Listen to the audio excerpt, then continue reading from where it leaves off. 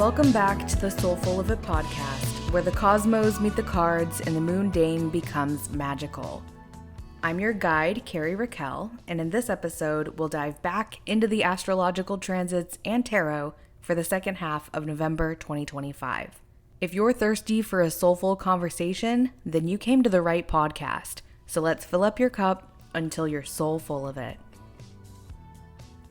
Hello, soulful seekers! We are riding the electric waves of November, a season of shape-shifting, secrets, and surrender. And it feels an awful lot like Pandora's box has been opened up. At least, I'm guessing that's how they're feeling in the White House right about now. Collectively, timelines continue to converge. Talk of the interstellar object 3I Atlas is increasing, and we're hurtling towards the new year faster than you can say it's Mamdani. There's a whole lot going on, as seems to be the trend of this year.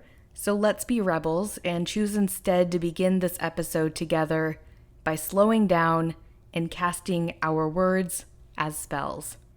It is safe to hum along instead of being shaken by the vibration of the collective awakening. It is safe to stop the scroll of bearing witness to the seemingly never-ending sleight of hand political circus show. It is safe to look around you and feel soul-filled by all you already have and all that you already are, and choose to not buy into the consumerism ritual gearing up for its annual holly jolly grand finale. It is safe to just be here now, to take a deep breath and look into the divine mirror of self, considering the direction of your soul's compass in the midst of it all. Where are you headed?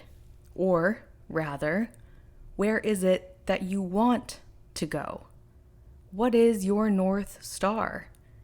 In astrology, we look to the North Node to engage with this inquiry of purpose.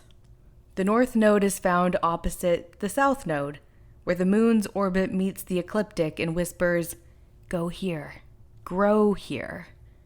Where the South Node speaks of gifts of the past, which often show up in our lives as innate talents or daily habits, the North Node speaks of the unfamiliar knowledge we must obtain and the journeys that we must take in order to access our most soul-filling personal growth in this lifetime. The North Node is interpreted as a marker of potential that we're meant to explore and expand to evolve our souls. It's a piece of the purpose puzzle for sure, if not the whole puzzle altogether, but it's also not necessarily the path of least resistance. And while finding your flow can and likely will help make things easier, it's the journey of seeking that tends to bring about the obstacles. And they're often necessary obstacles, because it's through that adversity that we build strength. And that's what resistance training is all about. In order to build stronger muscles, we must use and challenge the muscles that we already have. The same is true about soulful expansion. It often requires that we endure discomfort in order to advance towards embodying our purpose. So what challenge is calling your name in these final weeks of the year? What seeds must you plant now as we head towards December so that they can start to sprout come the spring season? Where is your North Node? If you don't know, it looks like an upside down horseshoe, whereas its opposite, the South Node, looks more like a horseshoe. You can see it in your natal chart, and you can look it up online through sources like astro.com, and you're always welcome to email me to ask if you're struggling to find it. My email is in the show notes, as always. As we step forward, getting closer to the finish line of this calendar year, let's reorient ourselves back to ourselves.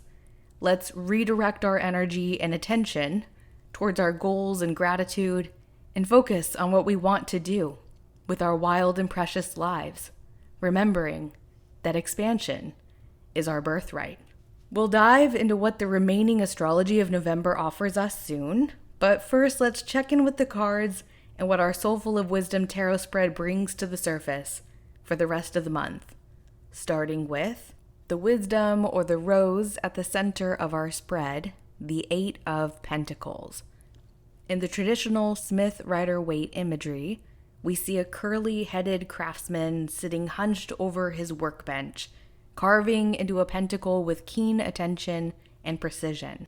6 finished coins hang proudly before him, and 1 pentacle rests at his feet, appearing complete but not yet up on display.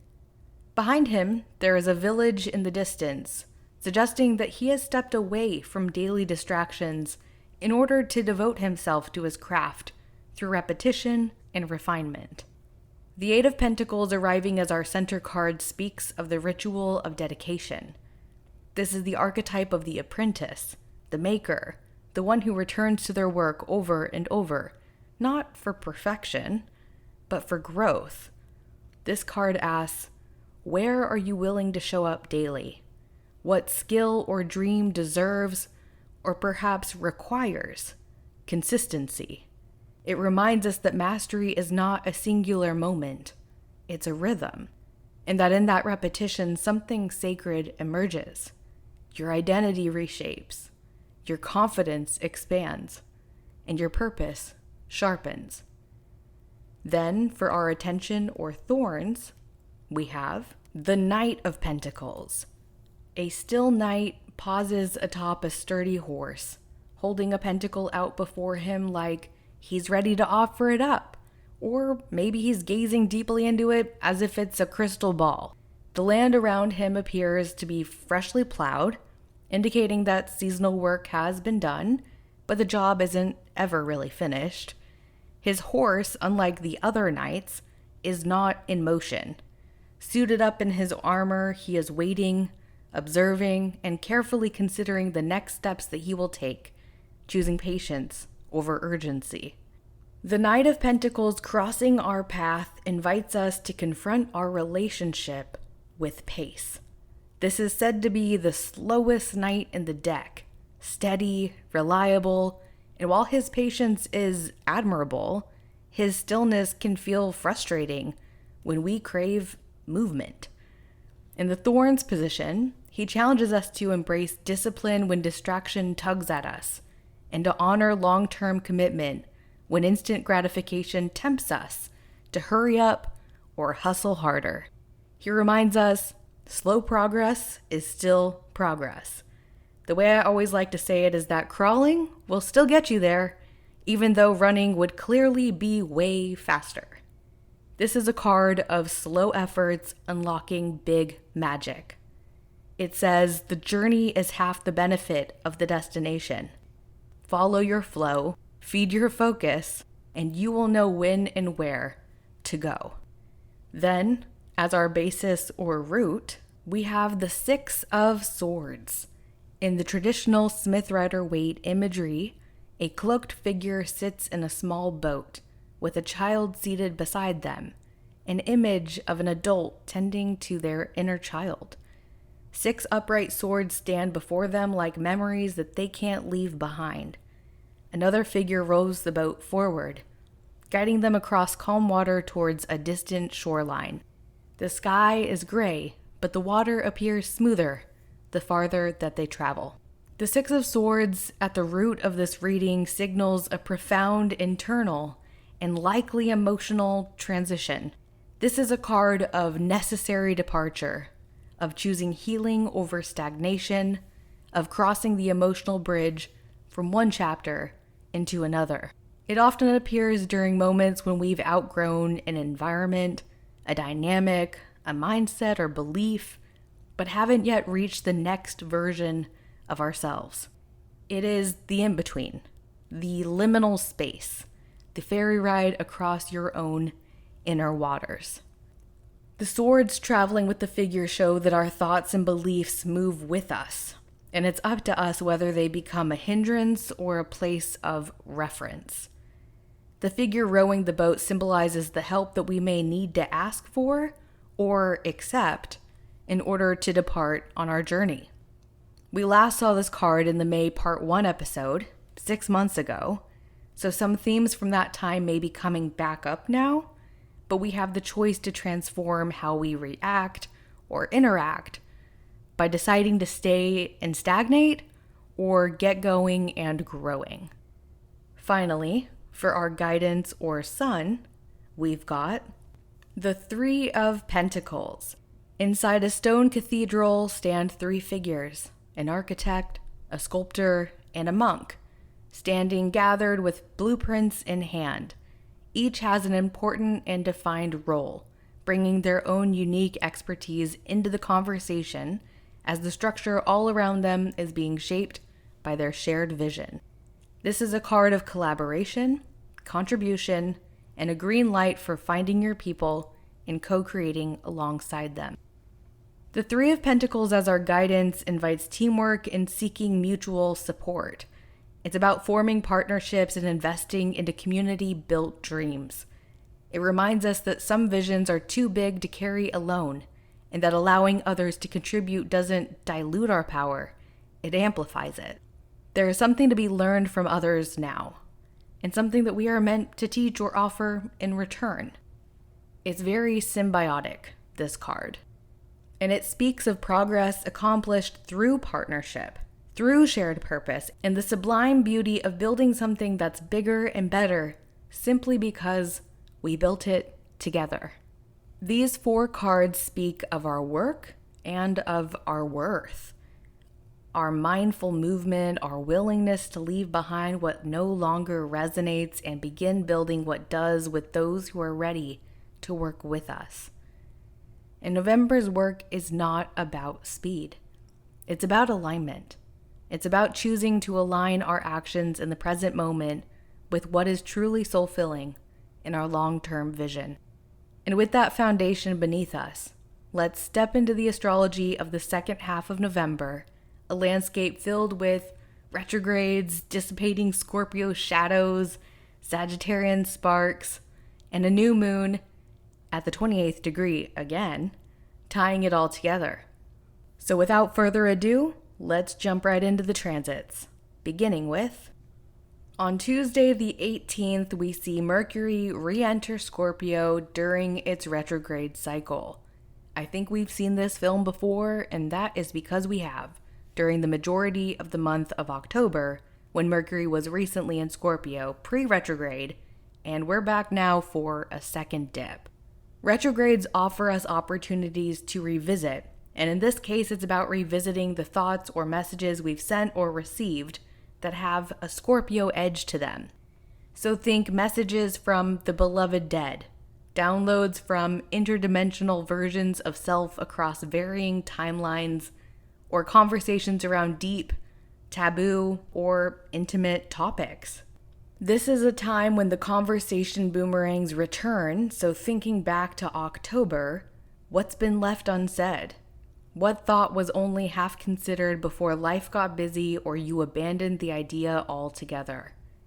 Pull out your drafts folder, your notes app, your journal, wherever the breadcrumbs of your internal monologue draw breath. Pull from that place in order to find the unfinished canvas within. With Jupiter, Saturn, Uranus, and Neptune all retrograde, Mercury isn't the only planetary influence saying what's asking to be re-examined, recycled, or resolved. It's one of many planetary bodies that's tugging at us to slow our roll and take a second look at how things are unfolding, keeping in mind that we hold the power to shift or transform everything around us. Because, of course, thoughts become things. And that's a great segue for our next transit, which is the new moon at 28 degrees Scorpio on Wednesday the 19th at 10:47 p.m. Pacific time. This new moon features all 5 of those retrograde planets, and yet the traditional ruler of this new moon in Scorpio, Mars, as well as the modern ruler, Pluto, are both direct at this time. What does that tell us? That this isn't a new moon to sleep through. There's work to be done in the realm of review, but if we pitch our tents in the past and try living there, we're going to miss out on the gifts being offered to us here in the present moment. A direct Mars and a direct Pluto in the backdrop of this new moon provide us with the directions to make moves that matter, as the world is being reimagined. Looking at the aspects in conversation with this new moon, Mercury is very much a focal planet, as it is in a conjunction with the new moon at 28 degrees Scorpio. So that's the sun, the moon, and Mercury all hanging out at 28 degrees together. The cazimi will be exact the day after the new moon, so the applying pressure of that mercurial arrival to the heart of the sun is a story of building momentum. And that's the task at hand for each of us, to work consistently towards preparing for winter's arrival, allowing our efforts to run the engine of our soul's evolution. Mercury, of course, is intellect and curiosity, and we will need both in order to transform our thoughts and ideas into actions. And transformation is precisely what Scorpio most wants us to explore, which is made more apparent through the grand water trine between this new moon, Neptune and Saturn in Pisces, and Jupiter in Cancer. This grand trine is one of realism and idealism, heart-centered expansion, and deep soul connection. The trine aspect asks, how can I help? It lifts barriers, extends out a helping hand, and alleviates the downpour of division and downloads alike with moments of peace, ease, or even humor. Trines may not rid us of the rain, but they can help us suit up better for the weather, guiding us towards our rain boots and umbrellas. But what's all of that good for if we don't muster up the courage to step outside into the rain? This grand water trine can't help if we're not open to being helped.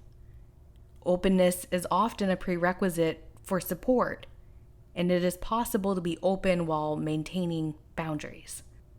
On the topic of boundaries, a video I saw while scrolling recently, and I'm sorry I can't credit this, as usual on the internet, it's like, where'd it go? I couldn't tell you.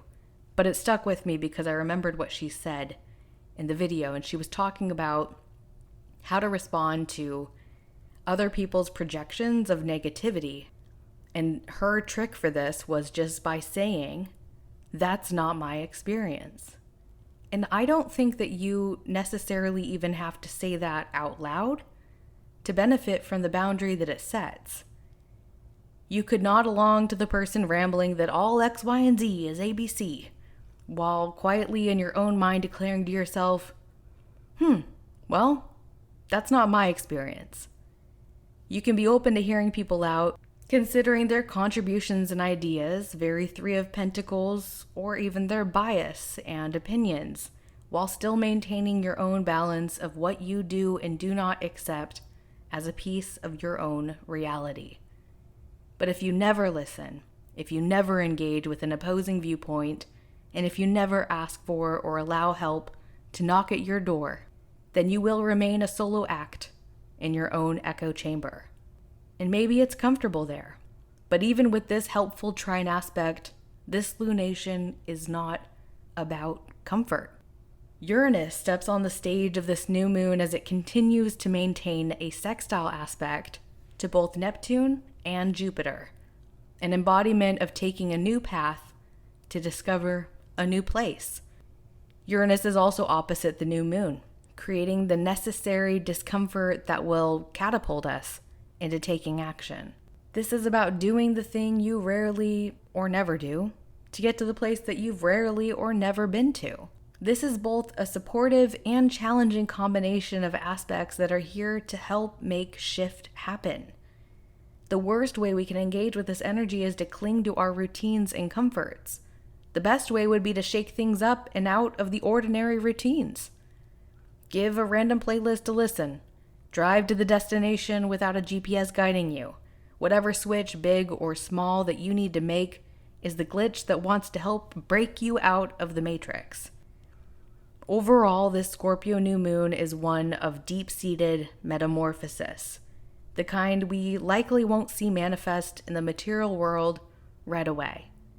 So keep your focus on the pentacle before you, like the Knight of Pentacles. Call in your collaborators, like the Three of Pentacles. Keep working towards your goals, like the Eight of Pentacles. And get going, like the Six of Swords, by releasing any internal monologues that feed into your resistance to the powerful transformation that's only just getting started. This new moon wants to help us resource our revolutions, and that journey begins within. Then, on the heels of the Scorpio new moon, we have that Sun-Mercury cazimi that I mentioned, adding an extra emphasis to the new moon magic, calling us forward to speak up on Thursday the 20th. This cazimi happens on a friend of the podcast's birthday. That's Kaylin, so shout out to her, which is also right before the sun shifts signs. So it's also the final push or crescendo of Scorpio season. This could bring about a powerful aha moment where clarity comes in quickly. So if there's something that's been hiding in the shadows or an idea that you've been playing around with that just hasn't seemed to go anywhere, mark your calendar for the 20th, because that could very well be the day that the downloads come flooding in or the darkness steps into the light. Then, on Friday the 21st, the sun enters Sagittarius and we move from the deep waters of Scorpio season into the fiery forward momentum that comes with the season of the Archer.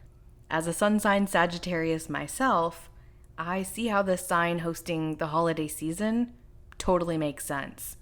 We Sagittarius are known for philosophy, freedom-seeking antics, and wittiness.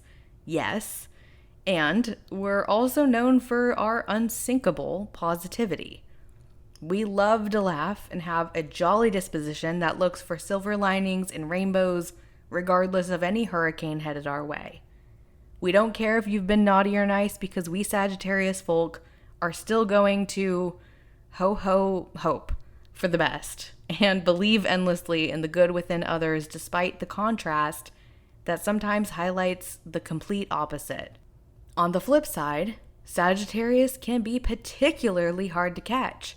We are the definition of here for a good time but not necessarily a long time. We have fiery energy like our fellow fire signs, which can be, and really needs to be, expressed both physically and intellectually. Sagittarius has the archetypes of the philosopher, the free spirit, and both the teacher and the student. Sagittarius is hungry to learn and wants to zoom out and consider the big picture, not get lost in the details. It's because of this tendency that some important details may be overlooked, which is why I always think it's a good idea for a Sagittarius to have mercurial influences like a Virgo or a Gemini around them so that they don't forget some of those small steps that they need to take in order to reach the final destination.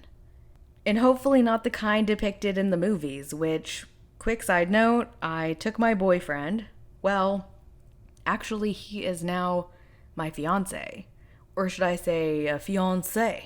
It makes me feel French to say that. God, I could go for a fucking baguette right now.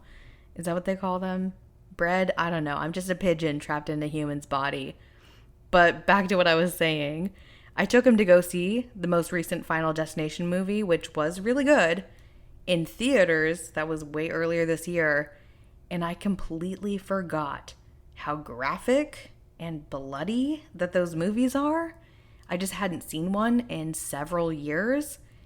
And suffice to say, we both really didn't eat that much popcorn. And now he understands why I always change lanes when there is a truck hauling logs driving right in front of me. If you know, you know. But getting back on track, as we step into Sagittarius season, we're shifting from a time of deep intimacy into a season of goal-oriented ambition. To me, Sagittarius season is the best time to set goals. So if you're a New Year's resolution kind of person, and even if you're not, I recommend taking advantage of this fiery energy to start cooking up a vision and maybe even making a game plan to bring your dreams into reality so that you feel more empowered when stepping through the threshold of the new year in just a few short weeks. Next, we have a couple of quick aspects I wanted to highlight, starting with Monday the 24th, when our planet of communication, Mercury, which is still retrograde, will form a conjunction with the planet of relationships, Venus, in Scorpio. This kicks off the week with a reminder that we can use our words to cast light into the darkness or darkness into the light. With the mercurial retrograde energy, this could bring up the subconscious words or internal narratives that are influencing how we relate to one another. You can see a mess that your roommate, partner, family member, whoever you may live with, has made, and think to yourself, oh my gosh, they don't give a fuck, they're always leaving messes for me to clean up. Or you can observe the mess and instead think to yourself, they must have really been in a hurry. I know they wouldn't intentionally leave this mess for me to clean up, but I'm already here, so I'm just going to go ahead and I'm going to clean it up. When Mercury and Venus meet, it's an opportunity to harmonize within our partnerships. It's a great day for visiting an art gallery or a museum, taking time to appreciate the beauty all around you, and then engage in a conversation about it. And since Mercury is retrograde at this time, it adds that extra layer of impact for how you work with the thoughts that are passing through your mind, which is why I mentioned that example about the stories we tell ourselves as we navigate our relationships, cohabitation, etc. Next, on Wednesday the 26th, Venus in Scorpio will join the trine between Saturn in Pisces and Jupiter in Cancer, making this now a grand water trine featuring the two benefic planets, that's Jupiter and Venus, and one malefic planet, which of course is Saturn. Now remember, Jupiter is exalted in Cancer, so it is totally stoked to be there, and it's functioning super well. And Saturn is not going to be in Pisces come mid-February, so we've only got a little bit longer of that energy, and that makes this trine one of momentous magic. This day has a skip in its step, and really this whole week of the 24th is just one of good things and good feelings. It's a high five from a stranger while you're running a marathon. It's the person walking ahead of you holding the door open when your hands are full. It is the sun coming out just in time for the wedding ceremony. There's a lightning bolt of yes on this day in divine support of our expansion, and so my hot take is that we should not let this day pass us by without engaging in it. So whatever that looks like for you, tell yourself yes this week of the 24th, and especially on this day, Wednesday the 26th. Now let's pivot to talk about a couple of these retrogrades that are pulling a reverse Uno, beginning with Saturn stationing direct at 25 degrees Pisces on Thursday the 27th. Quick shout out to my cousin Colton, as this is his birthday, and it also happens to be Thanksgiving this year. Now Saturn has been retrograde since July 12th, so thinking back to that time, what has shifted for you, especially in the Saturnian realms? So anything that was restricted or redirected, any challenging or tough lessons that had some sort of reward that came with them, anything that you put in really hard work to get those results, like very Saturnian vibes. Think about those types of things. And I'm also always going to bring up those who are in their Saturn return, which in this scenario, those that have their natal Saturn in Pisces, because this is a particularly potent time for you to review what's wrapping up in that house that holds your Saturn, especially if you happen to be in a Saturn return. So that's around the age of 30 and around the age of 60. Collectively, Saturn stationing direct in Pisces is flipping a metaphorical on switch for us to digest the lessons that we've been learning around Piscean topics, like the power of imagination, the influence of illusion, or even the impacts of a cult-like following. Which on that last topic, wow. I gotta say, this really aligns with the whole MAGA is dead situation that we're seeing unfold here in the United States right now. The media has also fed into both sides of the divide, which is that influence of illusion. But on the lighter topic of creativity, which is such an ace up every Pisces sleeve I have ever met, it can really highlight how working hard while engaging with creativity, or another Piscean thing like spirituality, can be particularly rewarding. So now that Saturn is direct, let's continue to keep our focus on the tasks at hand while still maintaining space for the creative endeavors that keep us feeling soulful and fired up to keep going. Then on Saturday the 29th, we have Mercury also stationing direct, and that's going to be at 20 degrees Scorpio.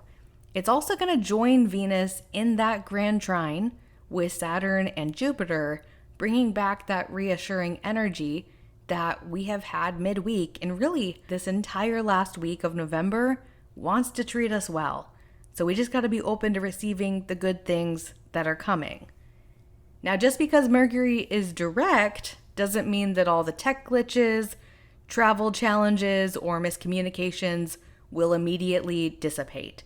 The post-retrograde period will be in effect until a week into December, so this is that time after the retrograde when you'll see things come back around from a few weeks ago that require you to re-examine them or respond to them, which is very mercurial. And this is not meant to be an annoyance, although it can be fucking annoying, but more so meant to just be this second chance to get it right, or to see or hear something differently than how you processed or perceived it before. Finally, we have our last transit of November on the very last day of the month, Sunday the 30th, when Venus enters Sagittarius. If you know anyone who has their natal Venus in Sagittarius, they tend to be down to do the damn thing, whatever it may be. And actually, when I think of this natal placement, the person who comes to mind for me is someone I mentioned earlier, because her birthday just happened this month, that we had on the podcast before, Kaylin. She has her Venus in Sagittarius, and it's in a stellium, which is when you have 3 planets or more in a sign. And in this case, it's a conjunction with her Mars and her Jupiter. They're all stacked there together within a degree of each other.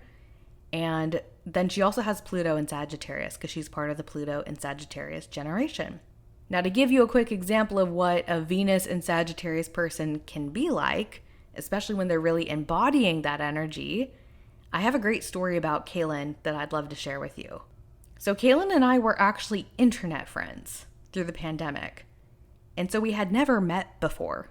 And I had spontaneously planned a trip to visit another friend, Tawny, who actually was featured on this podcast before. I think it was episode 8. It's called Here We Are. So anyway, I was going to go visit Tawny in San Diego. And I had sent Kaylin a message saying, hey, didn't you just move to San Diego? And she said, yeah, just a couple of weeks ago. And so I pitched her on meeting up IRL, saying, let's get together in real life. I'm going to be there for a whirlwind weekend, and I would love to see you and actually meet you. And she not only said yes, but she and her husband, Carlos, ended up driving from San Diego to Los Angeles, because I was actually in both cities. And gosh, only 3 days time. Not that they're that far apart, but still, California is huge. If you know, you know. And so she drives from San Diego to Los Angeles, and she joins me and Tawny on top of a skyscraper to watch Tawny and her dance group film their epic choreography.